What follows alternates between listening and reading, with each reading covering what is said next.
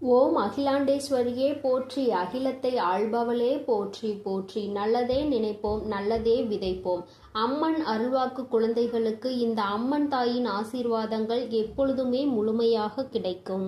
செல்ல குழந்தையே, ஒரு ஆபத்தான செய்தியை தான் அம்மா இப்பொழுது உனக்காக கொண்டு வந்திருக்கிறேன். உன் எதிரி உனக்கான சூழ்ச்சி வலையை விரித்து காத்து கொண்டிருக்கிறான் என் தங்கமே. அதில் நீ தயவு செய்து விழுந்து விடாதே.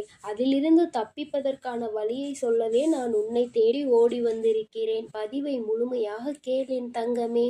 ஆபத்து என்றவுடன் என் குழந்தை மனதிற்குள் எந்தவிதமான கலக்கமும் வேண்டாம். எல்லாவற்றிற்கும் உனக்கு என்றே என்பதை புரிந்து கொண்டால் போதும். சுற்றி நடக்கின்ற சூழ்ச்சிகள் என்னவென்று அறியாமல் என் குழந்தை வீட்டிற்குள் பதுங்கி கிடக்கின்றாய். சுற்றி என்ன நடக்கிறது என்று தெரிந்து கொள்ள வேண்டும் என்ற ஆவல் உனக்குள் ஒரு துளி கூட இல்லை. இதற்கான காரணம் என்னவென்று உன் தாயானவள் நான் சொல்லவா? குழந்தைக்கு பிரச்சனைகளில் ஈடுபடுவதற்கு விருப்பம் இல்லை. நமக்கு ஒருவர் கெடுதல் செய்கிறார்கள் என்று தெரிந்து கொண்டால் நம்மால் நிம்மதியாக இருக்க முடியாது. மாறாக நமக்கு கோபம் வரும். அவர்கள் இடத்தில் 2 வார்த்தைகளை கேட்டுவிட வேண்டும் என்ற எண்ணம் சொல்லும். அதை செய்வதற்கு என்னுடைய பிள்ளைக்கு விருப்பமில்லை. என் பிள்ளைக்கு கோபப்பட இப்பொழுது நேரமில்லை. மாறாக என்ன செய்ய வேண்டும் என்று சிந்திக்கவும் இப்பொழுது என் குழந்தைக்கு மனதுக்குள் இல்லை. ஆனால் அவர்கள் செய்கின்ற சூழ்ச்சியினால் உன்னுடைய வாழ்க்கை கொஞ்சம் கொஞ்சமாக அழிந்து கொண்டிருக்கிறது என்பது தெரியாமல் நீ இருந்து கொண்டிருக்கிறாய் என் தங்கமே. அவசரப்படக்கூடாது. கோபத்தில் வார்த்தைகளை விடக்கூடாது. ஆனால் சுற்றி என்ன நடக்கின்றது என்பதை கூட தெரியாமல் இருக்கக்கூடாது. ஒன்றும் தெரியாத குழந்தையாக நீ இருக்க நினைக்காதே என் தங்கமே. அதனால்தான் அம்மா உன்னை சுற்றி நடக்கின்ற இந்த சூழ்ச்சிகளை இப்பொழுது ஒரு முடிவினை கட்டிவிட வேண்டும் என்று வந்திருக்கிறேன்.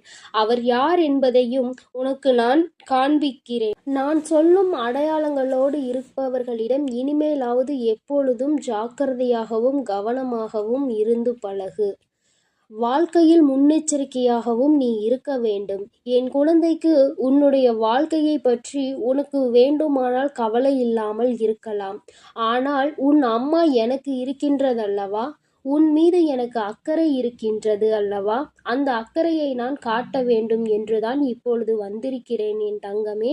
அவர்கள் நினைத்து விட்டார்கள் என்ன வேண்டுமானாலும் இவர்களை செய்யலாம், கேட்பதற்கு யாரும் இல்லை என்று. நீயே உன்னுடைய விஷயங்களில் கவனம் இல்லாமல் இருக்கும்போது உனக்காக வேறு யார் இந்த விஷயத்தை பற்றி கேட்கப் போகிறார்கள் என்று அவர்கள் நினைத்து விட்டார்கள். ஆனால் என் தங்கமே, இந்த விஷயங்கள் சில நேரங்களில் உனக்கு தெரிய வரும் பொழுது உன்னுடைய மனது கொந்தளிக்கத்தான் செய்கிறது. ஆனால் இவர்களை எதிர்த்து நாம் என்னதான் செய்துவிட முடியும் என்று நினைத்து நீ அமைதியாகி விடுகிறாய். அதிகாரத்தை கையில் வைத்திருக்கின்றார்கள். மற்றவர்களின் வாழ்க்கையில் என்ன வேண்டுமானாலும் செய்துவிடலாம் என்ற எண்ணத்தை மனம் முழுக்க வைத்திருக்கின்றார்கள். அவர்கள் செய்கின்ற தவறு அவர்களுக்கு ஒரு சிறு துளி கூட உணர்வில்லாமல் இருக்கின்றார்கள். இது போன்றவர்களின் எதிர்த்து நின்று என்ன செய்ய முடியும் என்று நினைத்துதான் என் பிள்ளை நீ ஒதுங்கி நின்று விட்டாய் என்பதும் எனக்கு நன்றாக தெரியும்.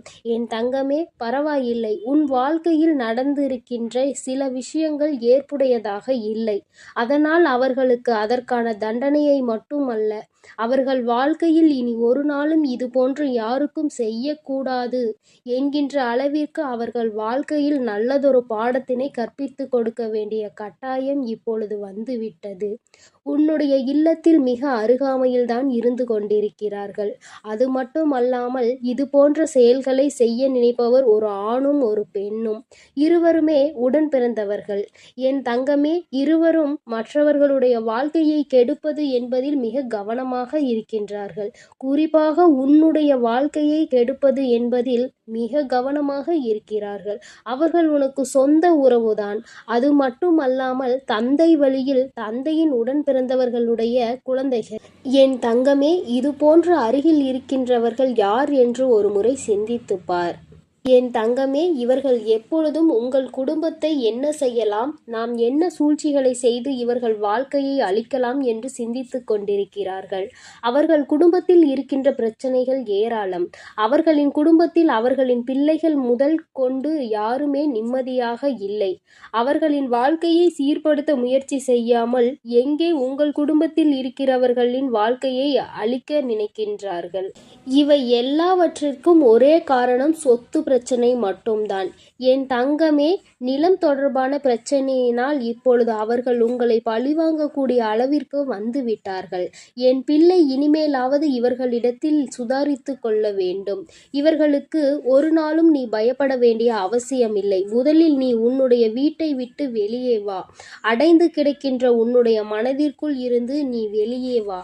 நிச்சயமாக இவர்களை உன்னால் வெற்றி பெற முடியும் என்பதில் எந்த ஒரு மாற்று கருத்தும் கிடையாது. பொய் முதலில் ஜெயிப்பது போல தோன்றும், ஆனால் அது ஒரு நாளும் நிலைத்து நிற்காது. உண்மைதான் எப்பொழுதும் வெற்றி பெறும். உன் பக்கம் நியாயம் இருக்கின்றது. அப்படி இருக்கும் பொழுது எதற்காக என் குழந்தை நீ பயந்து ஒளிந்து கொண்டிருக்கிறாய்? நீ தேடி செல்கின்ற இடத்தில், உனக்கு நியாயம் கிடைக்கின்ற இடத்தில் எல்லாம் முதலில் உனக்கு நிச்சயமாக நியாயம் கிடைக்காது. ஏனென்றால் அவர்கள் அதிகாரத்தை வைத்துக்கொண்டு நிச்சயமாக உன்னை தவிர்க்கத்தான் முயற்சி செய்வார்கள். ஆனால் நிச்சயமாக அத்தனை பேருக்கு மத்தியில் உன் தாயானவள் கை நீட்டி காட்டுகின்ற ஒருவரின் மூலமாக உனக்கு உதவிகள் கிடைக்கும் என்பதை நீ மறந்து விடாதே. எல்லோராலும் மற்றவர்களால் அத்தனை கட்டுப்பாட்டுக்குள் கொண்டு வர முடியாது என்பது எளிதான விஷயம் கிடையாது. ஒருவர் நிச்சயமாக நியாயத்திற்கு கட்டுப்பட்டவராக அந்த இடத்தில் இருப்பார். என் குழந்தை, அது உன் தாயானவள் உனக்கு ஏற்படுத்தி கொடுக்கின்ற ஒரு மிகப்பெரிய வாய்ப்பு என்பதை நீ மறந்து விடாதே. என் குழந்தை, உன்னுடைய வாழ்க்கையில் நடக்கின்ற சில விஷயங்கள் உனக்கு நிச்சயமாக இனிமேல் நல்ல விஷயங்கள் நடப்பதற்கான அறிகுறிகளை காண்பித்து கொடுக்க போகிறது. இது நாள் வரையில் சூழ்ச்சிகளை செய்தவர்கள் இனிமேல் சூழ்ச்சிகளை உனக்கு செய்வதற்கு பயந்து விலகி ஓடப் போகிறார்கள். எல்லோராலும் அத்தனை சுலபமாக மற்றவர்களை ஏமாற்றிவிட முடியும் என்றால் தெய்வம் என்று ஒன்று இருப்பதை அவர்கள் மறந்து விட்டார்கள் என்றுதானே அர்த்தம். தெய்வம் எல்லாவற்றையும் பார்த்து கொண்டிருக்கிறது. இனிமேல் அவர்கள் வாழ்க்கையில் அவர்கள் அடைய போகின்ற கஷ்டம் நிச்சயமாக அதிகமாக இருக்கும் என்பதை எந்த ஒரு மாற்று கருத்தும் கிடையாது. உன் தாயானவள் அவர்களுக்கு வழங்கப் போகின்ற தண்டனையை நிச்சயமாக மிக கொடூரமாகத்தான் இருக்கும். செய்தது எத்தனை பெரிய தவறு என்பதை உணர்வதோடு மட்டுமல்லாமல் நிச்சயமாக உன் வாழ்க்கையை விட்டு இனி அவர்கள் விலகி செல்லத்தான் போகிறார்கள்.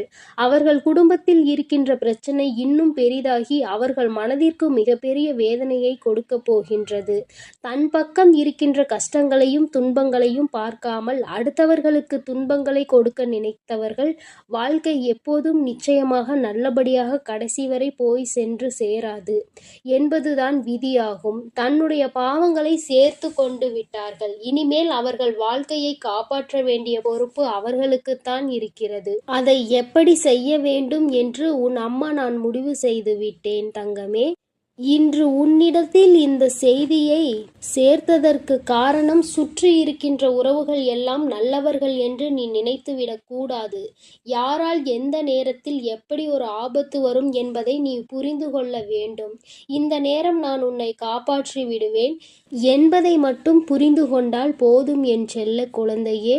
நான் உன்னோடுதான் இருக்கிறேன். என்னுடைய ஆசீர்வாதங்கள் எப்பொழுதும் உனக்கு முழுமையாக கிடைக்கும். என் அன்பு பிள்ளைக்கு இந்த அம்மன் தாயின் அன்பும் ஆசீர்வாதமும் முழுமையாக கிடைக்கும். ஓம் அகிலாண்டேஸ்வரியே போற்றி, அகிலத்தை ஆள்பவளே போற்றி போற்றி.